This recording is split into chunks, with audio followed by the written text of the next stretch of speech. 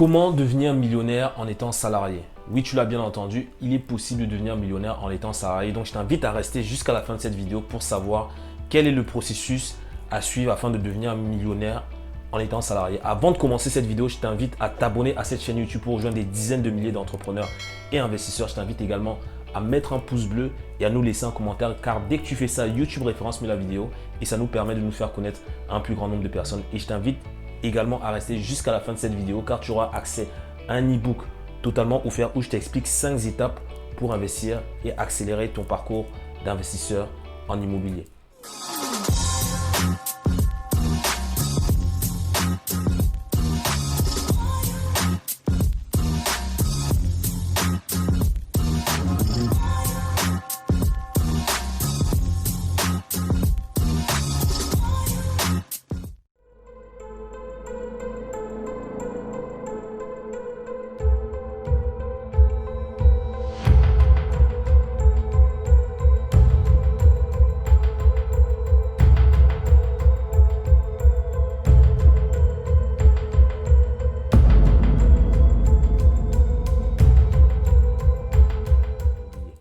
Alors, dans cette vidéo, je me trouve toujours à Montréal, comme tu sais, confiné.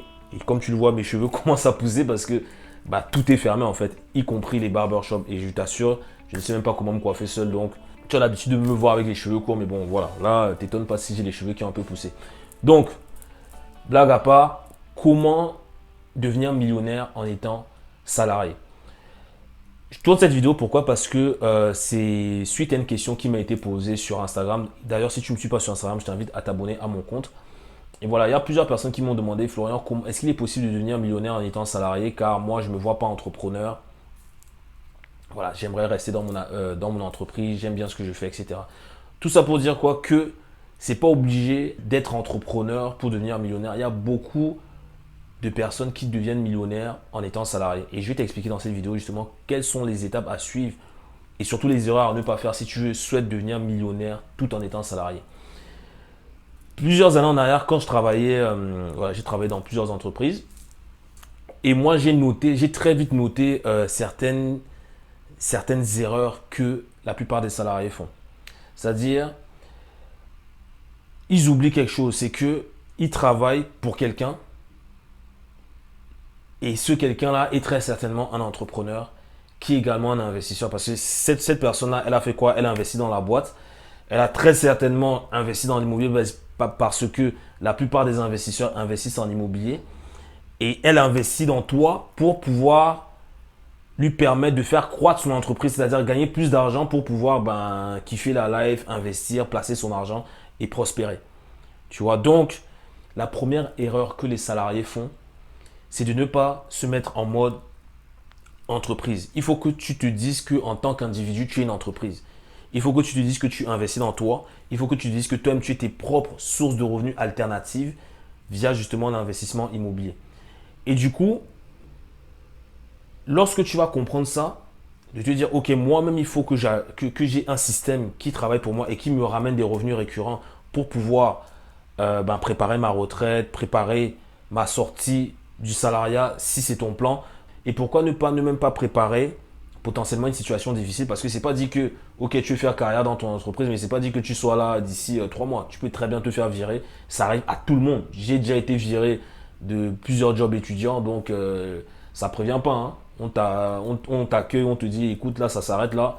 Ok, si tu n'as pas de backup derrière, tu es mort dans le film. Donc clairement, il faut que tu te dises que tu es également une entreprise. Même si c'est une petite entreprise à titre personnel, tu es également une entreprise. Donc, il va falloir que tu trouves les stratégies pour pouvoir développer ta petite entreprise qui est toi en fait. Parce que c'est toi ton entreprise, c'est toi qui vas faire tes investissements. Et il faut également que tu puisses, mieux gérer tes finances personnelles parce que je te le garantis, il y a beaucoup de personnes, cadres supérieurs, voire même managers et plus, qui ne savent absolument pas gérer leur argent. Je donne quelques exemples d'anciens collègues, je ne citerai pas de nom bien évidemment, mais d'anciens collègues à moi avec qui j'ai discuté. Et quand on parlait un peu d'argent, quand je voyais comment ils géraient leur argent, dans ma tête, je me disais, waouh, lui, franchement, s'il continue comme ça, c'est pas qu'il va pas aller loin, mais c'est dommage parce que il pourrait avoir beaucoup plus. Typiquement, la personne qui reçoit son salaire, il ne sait même pas combien elle épargne tous les mois, il ne sait même pas combien est mis de côté. Bref, il y a plusieurs personnes qui vont recevoir leur salaire et des fois ne checkent même pas leur compte en fait pendant 3 mois. Donc le salaire tombe, ils dépensent, ils disent ok, je paye mon loyer, je fais ceci, je fais cela.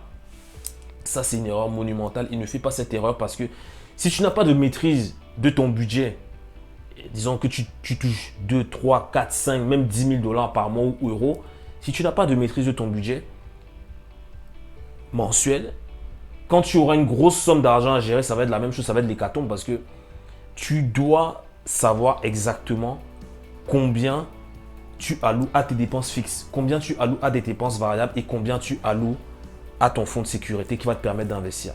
Si tu ne fais pas ça, c'est grave parce que tu ne vas nulle part en fait. Parce que ça ne sert à rien d'avoir ton argent qui tombe sur le compte et toutes tes dépenses qui passent et l'argent reste là juste pour rester. Si tu perds de l'argent en faisant ça. Je t'invite à aller regarder ma vidéo sur où j'ai parlé de l'inflation versus le rendement de, par exemple, du livret A. Tu verras tu comprendras tout de suite que tu perds de l'argent.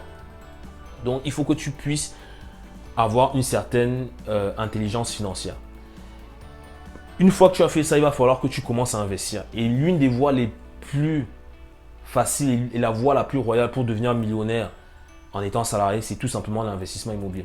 Je donne l'exemple de la personne qui investit ne serait-ce qu'un appartement disons même tous les 3 ans. Tous les 3 ans, tu achètes un appartement de l'ordre de 200 000 ou même un immeuble, ça peut être un immeuble ou un appartement, mais en tout cas, tu fais un investissement de l'ordre de 200 000 euros tous les 2 ans, disons. On va dire tous les 2 ans. Tu achètes pour 200 000 euros tous les 2 ans. Si tu fais une acquisition tous les 2 ans de l'ordre de 200 000 euros, tu vois qu'il te faut uniquement 10 ans pour investir 1 million en immobilier. Ok? Tu as 1 million de parcs immobiliers qui s'apprécient avec le temps. Et une fois que ton parc immobilier sera payé, tu seras tout simplement millionnaire en immobilier. Tout en étant salarié.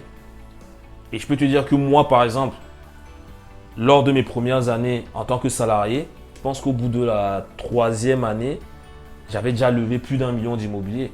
Donc je pense que j'étais parmi les personnes avec qui je travaillais, parmi mes collègues, je pense que j'étais l'un des seuls. On était plusieurs. Il y avait Ghislain, il y avait d'autres personnes également. Donc Ghislain que tu connais, avec qui j'ai tourné pas mal de vidéos.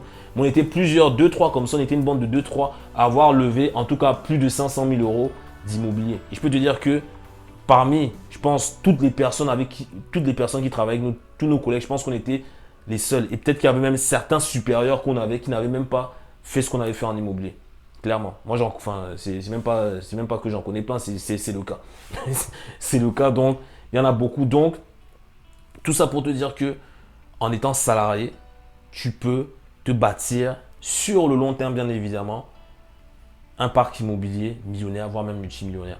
Et j'en connais plein aujourd'hui. On a beaucoup de personnes qu'on accompagne qui sont salariés et qui sont en train petit à petit, lentement mais sûrement, de se bâtir un parc immobilier millionnaire. Donc, qu'est-ce que tu veux aujourd'hui? Est-ce que tu veux continuer à travailler sans objectif précis en fait? Parce que c'est sûr que je parle d'objectifs précis d'un point de vue personnel. Tu as sûrement un objectif d'un point de vue de carrière. Ok, je veux passer manager, je veux passer senior manager, je veux passer director, partner, etc. Mais quel est ton objectif d'un point de vue personnel? Parce que oui, c'est bien beau d'évoluer comme ça dans ton entreprise et je t'en félicite et je te souhaite que ça. Mais si demain il arrive quoi que ce soit et que c'est remis en question et que ta carrière est remise en question, comment est-ce que tu vas faire? Tu as bien vu l'exemple de l'ancien patron du Crédit Suisse qui s'est fait évincer. Je ne saurais te dire la raison, mais en tout cas, il a plus son poste aujourd'hui, même s'il a pu avoir un autre poste. Mais tout ça pour te dire que même les gros au-dessus, même les chefs d'entreprise, c'est-à-dire même les directeurs généraux, les managers, etc., tu peux sauter du jour au lendemain. Et si tu sautes du jour au lendemain et que tu n'as pas de corde à laquelle te rattraper rapidement, si tu n'as pas quelque chose de personnel, c'est-à-dire investissement immobilier, ça peut être très compliqué pour toi. Tu vois. Moi, je peux te dire que, par exemple, lorsque je travaillais, le fait que j'ai mon immobilier, j'avais beaucoup moins de pression en termes d'objectifs, genre lié à mon travail, c'est-à-dire en termes d'objectifs, en termes de bonus, en termes d'augmentation, etc. Tu vois, j'étais plus cool. En tout cas, vers la fin, j'étais plus cool parce que moi, je savais que j'avais beaucoup plus gros derrière et j'avais beaucoup plus gros qui m'attendait. liées à l'investissement immobilier et maintenant liées à l'entrepreneuriat. Donc, honnêtement, tu as une certaine sérénité lorsque tu développes tes propres activités personnelles. Je ne suis pas en train de te dire de lancer ta boîte à côté de ton travail, mais au moins investis. Et tu auras une sérénité d'esprit et tu dormiras même mieux la nuit, je te le jure. Parce que tu vas te dire, ok, imagine, moi j'ai eu plein de cas où, par exemple, je travaillais sur des missions et c'était chaud. Tu vois, je me disais, waouh, c'est chaud et tout. Si ça se passe mal, peut-être je vais sauter et tout. Donc, limite, tu dors avec la boule au ventre et tu te lèves le matin avec la boule au ventre. Et je peux te dire que je peux te garantir que ce n'est pas un sentiment agréable en fait. Et je pense que tu as très certainement dû connaître ce type de situation où tu te lèves le matin, tu te dis, encore une journée où je vais me faire allumer, où je risque de, si je fais telle erreur, on va me couper mon bonus. Ou si je dis tel truc, on risque de ne pas m'augmenter comme j'aimerais qu'on m'augmente. Donc finalement, tu te trouves à la merci de ton propre travail en fait. Tu vois. Alors que si tu as des choses à côté, si tu as des revenus alternatifs liés à l'investissement immobilier, tu iras bosser de façon sereine parce que tu te dis, ok, même si je me plante là et que ça se passe mal, je ne pourrais pas être dans une situation dramatique parce qu'au moins tu as un coussin de sécurité en fait. Tu vois. Et je ne te cache pas que, surtout là en ce moment, avec la crise dans laquelle on est, les employeurs sont beaucoup moins indulgents. C'est-à-dire, tu pouvais bien travailler il y a 6 mois, tu vas travailler de la même façon aujourd'hui, ça ne va pas être perçu de la même manière. Parce qu'il va te dire, ouais, tu aurais dû faire plus. Et moi, je te le dis en fait, je ne suis pas en train de dire que je suis comme ça, mais en tant que chef d'entreprise, sachant que j'ai à peu près une vingtaine de personnes qui travaillent pour moi, je ne suis pas en train de dire que c'est mon cas, mais les chefs d'entreprise, des fois, ils réagissent de façon impulsive. Donc, pour un rien, tu peux sauter comme ça du jour au lendemain, surtout en situation de crise.